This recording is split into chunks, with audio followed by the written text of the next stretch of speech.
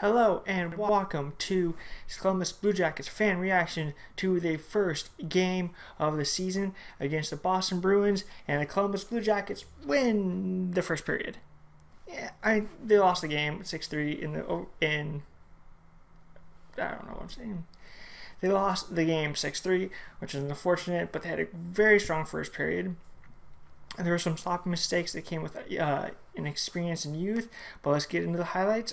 First goal is on a 4-on-4 after a little scrum in front of the net. Bob makes a bunch of saves, gets a little laid down, like my puck, I got this under me. And then Backus and Anderson start going at it, kind of a little roughing. They both get 2-minute roughing penalties, 4-on-4. Winberg wins the face-off to Werenski, and this is where I saw Werenski be really strong. You could see his IQ because he goes around and he starts to look up the ice and he goes, I got nothing. Turn around, and rather than do something with it, he turned around and went behind the net and reset. Brilliant move. Saw Seth Jones off the side, so Jones hit Seth Jones hit Winberg, and Winberg got the blue line and did something he rarely does. He shot the puck and it went in. Yeah!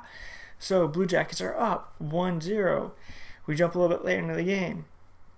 CBJ gets a power play, and 17 seconds of power play.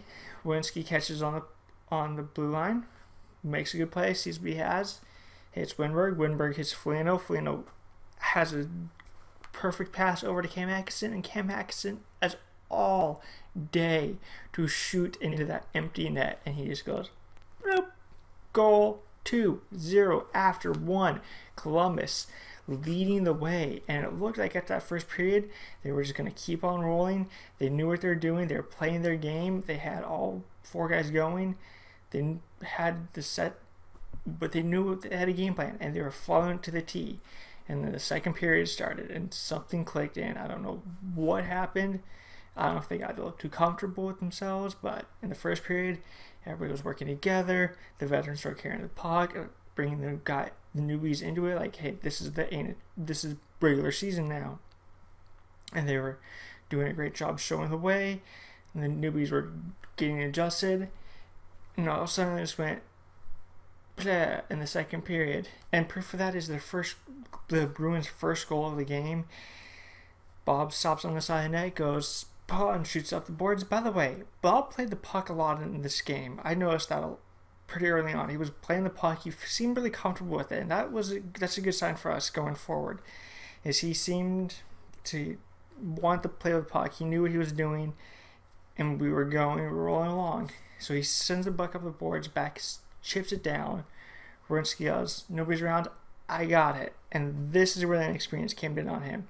He did a soft pass over to Jones. He was a little soft little backhand. He had time. He could have turned up a little bit and give him a pass or a hard backhand pass, just a little in the air. Marchand smacks it down, gets it, pops around for the Pasternak. Pasternak shoves in the net. 2-1. Blue Jackets still ahead. Okay, so a little bit later in the game, we're still in the second period. We're in the Bruins zone, and we have good coverage. It's one of the few times in the second period that we had a good coverage in the offensive zone. And we move it around. Gagne gets kind of in the crease, and he was an unsung hero on this play. He moved. He was there in front of the net. He knew what he was doing. The puck goes up to the point, and Seth Jones just comes in and unloads and past Gagne, past Tuukka Rask. Unfortunately, Gagne didn't get any point off that, but he did a lot of work on that shift. He should have got something out of it. The assist went to Sodom Foligno, but Gagne should have got something out of that. It doesn't matter. Blue Jackets have a 3-1 lead moving on. And this is where we started to tumble. It just started to spiral. Ryan Murray didn't look good in this game, and I think it was one of those things where everybody's like, oh, Zach Werenski. He's the number 2 guy now. He's the number 1 guy, whatever you want to call him. He's playing with Seth Jones. And Ryan Murray wants his title back. He wants to be playing the top line with Seth Jones again. So he's trying to, I think in this game he was trying to do too much, and that ended up hurting him. Because he was like, making bad plays, trying to jump in and trying to do stuff that's not his game. And I think that's where it bit him. Everybody's saying he looked bad in this game. I completely agree, but I think it's because he was trying to do too much because everybody's like, oh, Werenski, go Werenski. If Brad Murray plays his game, I think he makes a case for himself on why he should be the number one D pair over Zach Werenski.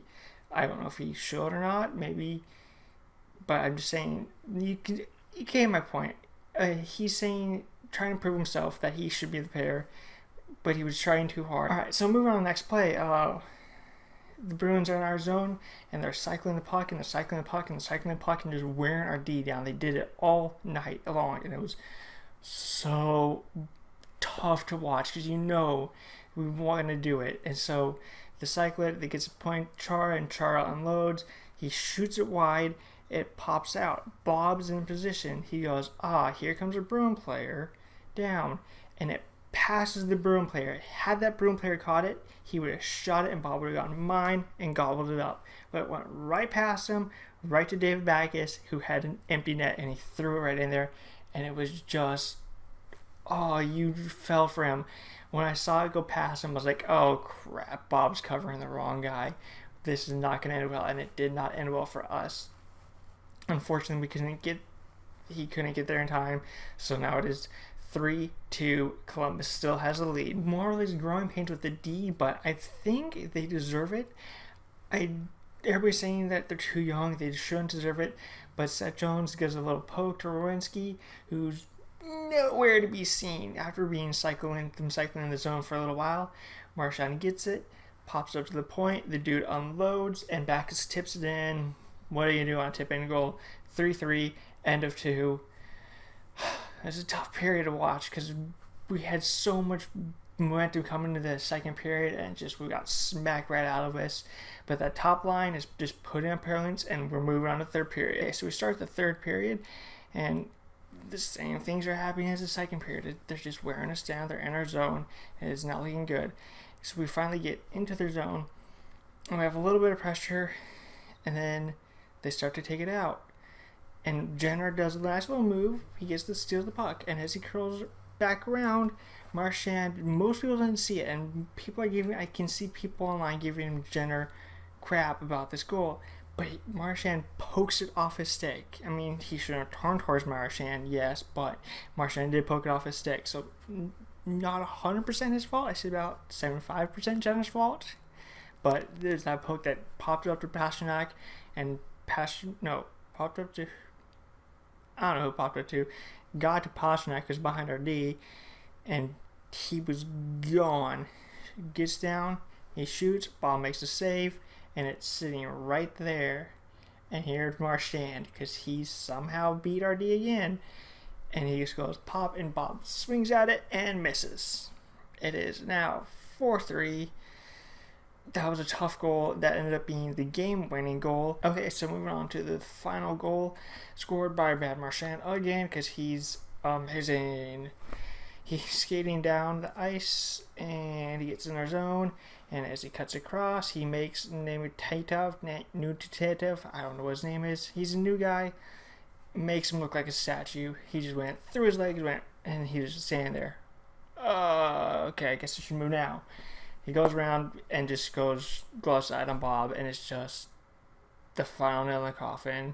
They get another one short, empty net goal, so it's just like, and there's so much riding after that first period. It wasn't the greatest in the world, but after last season, that was a great first period.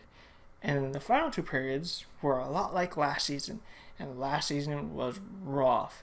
So hopefully we turn all this into practice tomorrow, technically today. We look at the tape, look at the practice, do all the stuff, and come back and ready to go against the Sharks on Saturday night.